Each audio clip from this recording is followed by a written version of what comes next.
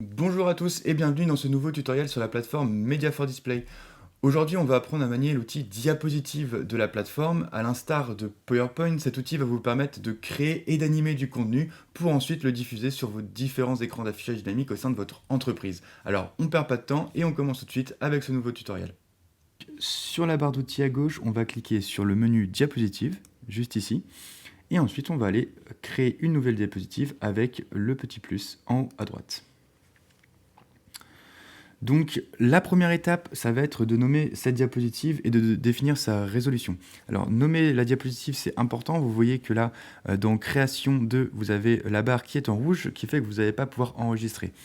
Donc il faut savoir que pour enregistrer, il faut avoir créé un nom et c'est important d'enregistrer parce qu'on ne peut pas revenir en arrière. Donc à chaque fois que, imaginons que votre page se recharge ou que vous avez un problème avec Internet, vous allez perdre tout le travail que vous avez fait. Donc pensez bien à enregistrer régulièrement. Donc là, nous, ce qu'on va faire, on va créer une nouvelle diapositive et on va l'appeler tuto diapo, tout simplement. Donc concernant la résolution, par défaut, celle-ci est en Full HD, donc 1920 par 1080, mais vous pouvez tout à fait la personnaliser. Vous pouvez ici choisir dans les résolutions des résolutions prédéfinies, donc on va trouver le 16 neuvième, dans ces différentes tailles, donc du HD, du Full HD, du 4K, du 9 16e, donc là ça va être forcément l'inverse du 16 neuvième, donc en format portrait, 16 neuvième on va être en format paysage, ici on va être en format portrait, donc pareil avec les mêmes définitions, du Full HD, du 4K en fonction de vos définitions, de vos écrans. Vous allez ensuite trouver d'autres paramètres qui peuvent s'adapter à différents types d'écrans. Vous allez aussi pouvoir directement définir une résolution de votre choix si vous avez des écrans spéciaux ou alors des murs de LED, voilà. Vous allez pouvoir choisir une date et une fin de validité de votre diapositive, comme on l'avait vu dans la partie médiathèque. Vous pouvez choisir la date de début de validité et de fin de validité d'un média ou d'une diapositive pour que celle-ci se retire automatiquement d'une séquence sans avoir à penser. Donc c'est voilà, pour programmer en fait tout simplement une séquence. Donc ça peut être par exemple si vous faites une campagne sur un sujet précis, voilà, celle-ci se démarrera ou alors s'arrêtera de façon programmée. Vous pouvez aussi choisir de journaliser votre diapositive. Donc journaliser une diapositive, ça va servir en fait tout simplement à éditer des rapports si vous faites des campagnes de publicité. Donc on verra ça plus tard, c'est spécifique vraiment à la diffusion de campagnes de publicité. Ça va permettre de savoir, de connaître le nombre de diffusions journalières donc d'une diapositive. Vous pouvez aussi désactiver le son.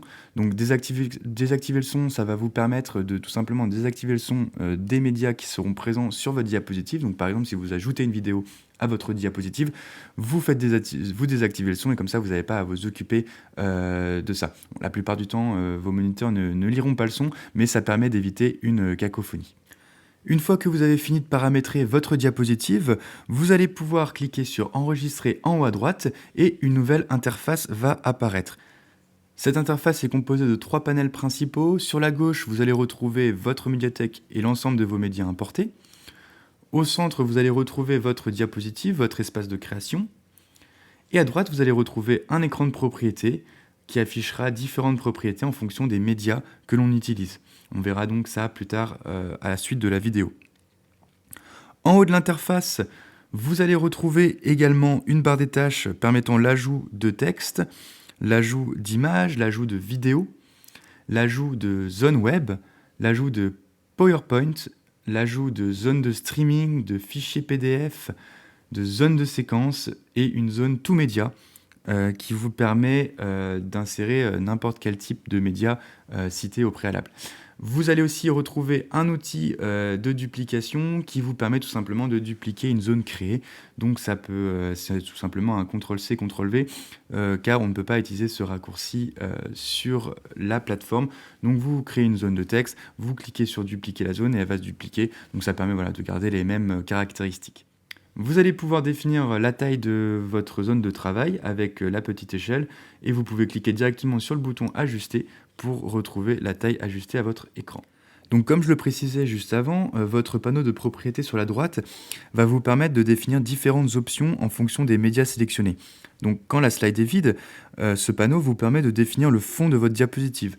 Donc par défaut, on voit ici qu'il est noir, mais on va pouvoir, via la petite roue chromatique, changer sa couleur. Donc vous pouvez vous déplacer directement avec le curseur ou alors directement sélectionner votre code RGB qui vous convient par rapport à votre charte graphique, tout simplement.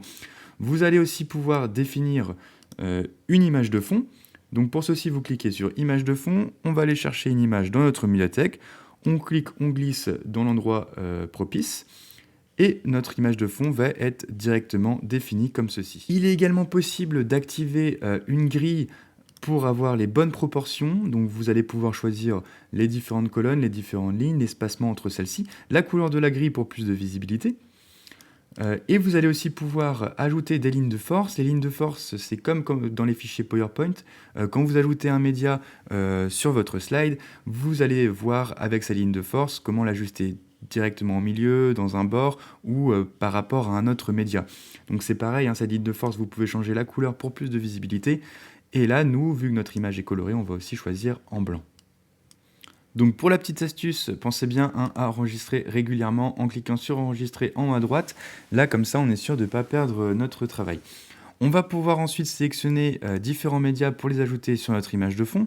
Donc je vais prendre cette petite flèche ici. On voit que la transparence est prise en compte, hein, si c'est un fichier PNG. On va ajouter une deuxième image comme ceci, qu'on va pouvoir aller sélectionner. Donc là, on voit que les bords de force, hein, sur le côté sont activés pour pouvoir sélectionner pile poil là où on veut la positionner. On va retrouver aussi nos bords de force au milieu, ici, avec la petite flèche. Vous allez pouvoir directement modifier la taille de votre média via les petites poignées, hein, qui sont actives sur tous les médias. Vous allez pouvoir aussi sélectionner sa rotation avec cette poignée ici. Lorsque vous allez sélectionner un média, vous voyez que le panneau de propriété va changer. Vous allez pouvoir définir sa taille au pixel près avec ici les chiffres. Vous allez pouvoir sélectionner sa position, vous allez pouvoir sélectionner sa rotation. Vous allez pouvoir aussi sélectionner son niveau de transparence pour afficher le média en superposition. Vous allez pouvoir lui mettre un cadre en changeant ici la bordure. Par exemple, on va prendre un cadre blanc. Et en augmentant les pixels, on va voir qu'un cadre blanc est en train de se créer autour de mon image. Donc là, je ne suis pas très satisfait de ma diapositive, j'aime pas trop l'image de fond. Donc ce que je peux faire, c'est que je retourne sur mon image de fond en cliquant dessus. Donc ici, je vais aller choisir une couleur de fond, plutôt, je vais aller choisir une couleur blanche. Donc je clique sur couleur de fond, la roue chromatique, je vais chercher mon blanc, et ça me convient déjà beaucoup mieux. Donc là, je pense à enregistrer pour ne pas perdre mes données. Vous allez donc pouvoir aussi ajouter du texte à votre diapositive. Donc pour ceci, il suffit du coup de se rendre dans la barre de tâches en haut. On va cliquer sur la zone de texte. Une zone de texte va apparaître sur votre diapositive. Donc on clique sur cette zone de texte et puis on va écrire le texte que l'on veut. Donc moi je vais écrire tutoriel MKD comme ceci. En sélectionnant ce texte-là, on peut du coup définir ses paramètres. Hein. Vous allez pouvoir changer sa typographie. Vous allez pouvoir changer sa taille, vous allez pouvoir mettre du grade, l'italique, le surligné, le souligné, pardon, le barré. Vous allez pouvoir l'ajuster du coup dans votre zone de texte, donc aligné à gauche, centré ou aligné à droite. Hein. Vous allez pouvoir définir la couleur de ce texte, donc en cliquant ici sur couleur de texte, le petit A, vous allez donc pouvoir, comme une couleur normale, hein, on retrouve une roue chromatique avec du coup les différentes couleurs que vous allez pouvoir sélectionner soit au curseur, soit rentrer directement le RGB qui vous convient. Donc nous, on va aller chercher une couleur là, qui s'apparente un peu orange. Vous allez aussi pouvoir souligner votre texte avec la roue chromatique ici. Nous, on va du coup sélectionner notre texte une nouvelle fois et le déplacer comme ceci. Donc là, on voit qu'il est un peu trop petit. On va aller changer la typo, hop, comme ceci, et le recentrer. Vous remarquez donc que le panneau de propriété est également disponible pour les zones de texte comme pour les zones de médias. Donc on va aussi pouvoir changer la taille, la position, la rotation au pixel près. On va pouvoir changer la couleur donc, du texte. Vous allez pouvoir changer la bordure de la zone de texte, donc pour faire des encadrés de texte. Si cette zone-là est bien définie, on peut encadrer facilement du texte. Vous allez pouvoir définir la marge du lettrage. Vous allez pouvoir choisir son alignement. Et vous allez aussi pouvoir du coup ajouter des petites animations qui vont être des animations clignotantes ou alors de défilement horizontalement vers la gauche, vers la droite ou verticalement. Alors ça c'est très pratique si on veut justement faire des bandeaux d'informations que vous pouvez faire défiler dans une partie de votre écran. Depuis ce panneau de propriété, il est également possible de choisir le début ou la fin d'un média ou d'une zone de texte. Donc, ce qui va aussi vous permettre donc de faire des animations. La durée totale de votre slide, en fait, elle sera définie par le média le plus long. Donc, par exemple, si je prends cette image, on peut lui sélectionner une date de début, plutôt une période de début, ainsi qu'une période de fin. Par défaut, la période de fin sera basée sur 5 secondes. Ça veut dire que votre slide va durer en fait 5 secondes. Mais si on lui choisit une nouvelle valeur saisie, on peut sélectionner la valeur saisie et dire voilà, que cette image-là va durer 50 secondes. Donc, vu que cette image va durer 50 secondes, les autres médias autour vont eux aussi maintenant se calquer sur la durée de 50 secondes, ce qui va permettre à votre slide de durer 50 secondes. Mais vous pouvez tout à fait changer la durée totale d'une zone de texte, par exemple, pour que celle-ci s'arrête avant. Donc imaginons, on va dire 30 secondes. C'est-à-dire que du coup, la slide là va durer 50 secondes, l'image ici, les images là vont apparaître, et au bout de 30 secondes, la zone de texte va disparaître.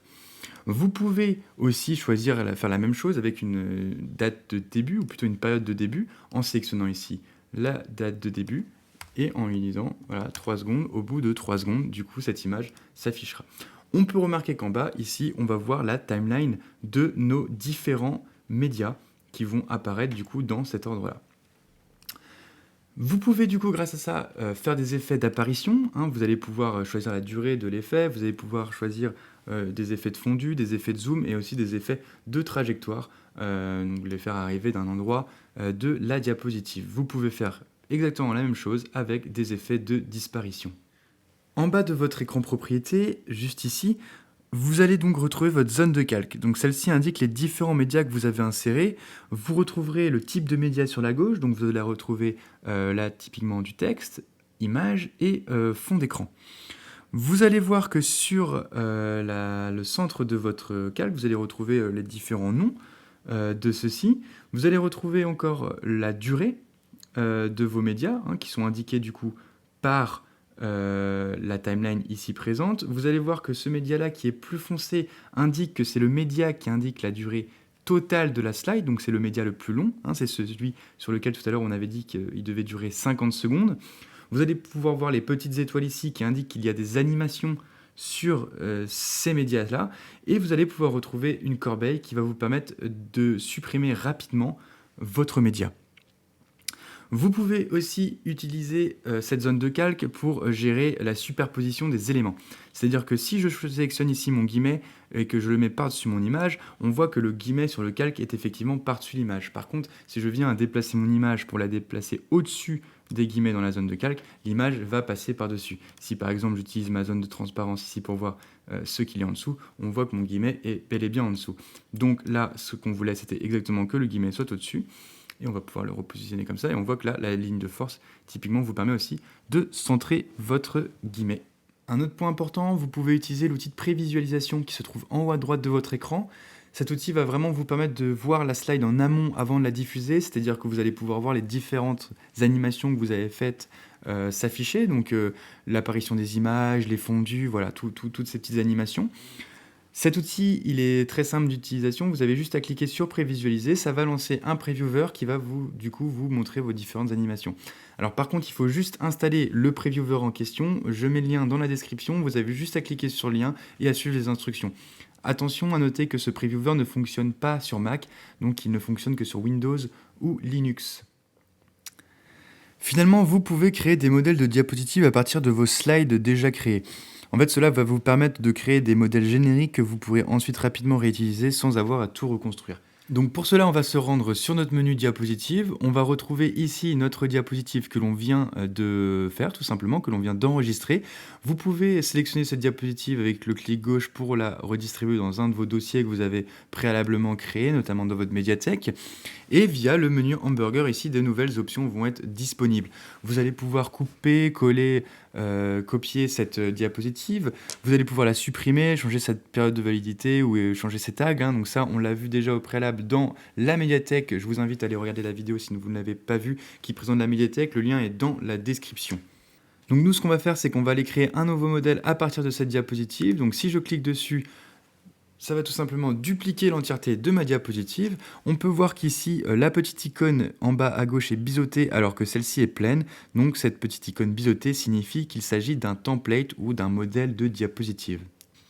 Donc je vais pouvoir cliquer directement sur cette nouvelle diapositive et aller changer les différentes informations que je veux. Par exemple, là je vais reprendre le texte tuto MK2, je vais mettre V2 et je vais même pouvoir aller changer l'image juste à côté sans me prendre la tête. Je vais aller chercher une nouvelle image, par exemple sur ce dossier-là, le cliquer et la glisser et elle va directement se transformer dans la nouvelle image. Vous n'avez plus qu'à enregistrer votre nouvelle diapositive et vous allez la retrouver dans votre modèle de diapo ici. Alors attention, cette nouvelle diapositive n'est pas directement utilisable dans une séquence. En fait, vous devez, pour l'utiliser, la transformer dans une slide normale. Donc pour cela, on va aller créer une nouvelle slide ici, une nouvelle diapositive, et on va aller cliquer sur « Depuis un modèle de diapositive ». Juste ici, on va sélectionner notre modèle, qui se trouvera du coup directement dans notre médiathèque. On choisit ce modèle-là. Ici, on va devoir aller mettre un nouveau nom également, on va mettre tuto V2. Les différents paramètres sont également réajustables, même s'il est préférable pour garder les bonnes proportions de garder les paramètres que vous avez déjà définis sur votre template. Vous allez voir qu'ici, du coup, sur le petit onglet de contenu, il y a un point d'exclamation et c'est en rouge. C'est pour que vous vérifiez que toutes les informations sont bonnes et bien prises en compte. Donc vous allez pouvoir cliquer sur vos différents médias et votre différentes zones de texte. On voit que tout nous convient, on va faire enregistrer. On va se retrouver dans diapositive et on va voir que notre nouvelle diapositive vient d'être créée et cette diapositive sera utilisable en tant que séquence. Vous pouvez finalement créer un modèle ou un template de diapositive directement en utilisant le plus ici sans dupliquer en fait vos diapositives déjà créées, en fait en créant une de base pour que ce soit un template pour toujours. En fait ça va vous permettre notamment de verrouiller votre diapositive pour verrouiller certains endroits, comme ça les personnes qui diffusent votre diapositive.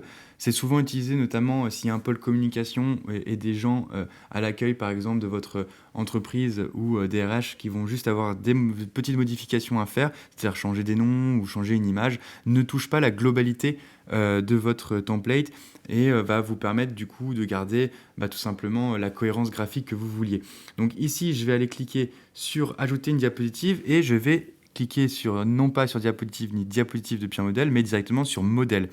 Là, vous allez pouvoir verrouiller du coup votre modèle et vous allez pouvoir directement créer tuto V3 ici. Il faut toujours bien rentrer le nom. On retourne dans on enregistre et on va retomber sur notre slide de contenu. On va pouvoir créer notre identité, notre modèle de diapositive comme on le souhaite. Et ce modèle-là sera du coup verrouillé et les personnes pourront juste ajouter des médias dans les endroits, les différentes zones que vous avez préalablement données ou les différentes zones de texte. Ils ne pourront ni changer la couleur ni la proportion des différentes images. Vous avez désormais toutes les clés en main pour créer des diapositives via la plateforme. Pour plus d'informations, vous pouvez retrouver nos différentes actualités sur le site digitalis.fr. Nous publions aussi régulièrement sur LinkedIn, alors n'hésitez pas à vous abonner. Sur ce, je vous souhaite une très bonne journée et à bientôt.